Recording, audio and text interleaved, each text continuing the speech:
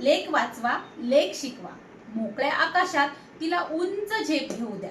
तिची झेप, तिची प्रगती तिला तिच्या स्वतःच्या डोळ्याने बघू द्या. नमस्कार, मी सौ धनश्री संजय शेळके. आज मी तुमच्याशी एक अत्यंत महत्त्वाच्या गोष्टीवर संवाद साधण्यासाठी आलेली आहे. कारणही तितकंच महत्त्वाचं आहे. मुलांच्या तुलनेत कमी होत जाणारे मुलींचे प्रमाण ही अतिशय चिंताजनक बाब आहे. मुलींचे प्रमाण कमी झाल्याने अनेक समस्या निर्माण होत आहेत.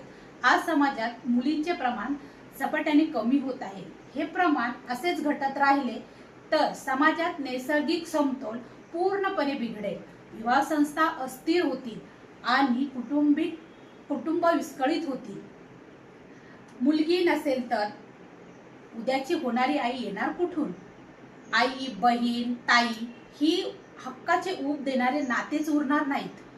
म्हणून मुलगी केवळ ही एक व्यक्ती नाही, तर ती एक सुंदर भावना आहे, प्रेमाचे स्वरूप आहे आणि आपल्या संस्कृतीचे एक जिवंत प्रतीक आहे. पण आधुनिक तंत्राच्या काळात PCP, NTD व MTP या कायद्यान्वये सदर गुन्हा निदर्शनास आला तर कायद्याने कठोर शिक्षा त्या व्यक्तीस होऊ शकते, हे मी तुम्हाला सांगू इच्छिते.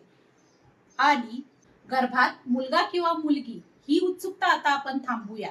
मुलगा मुलगी एक समान, करू नका लिंगभेद निदान.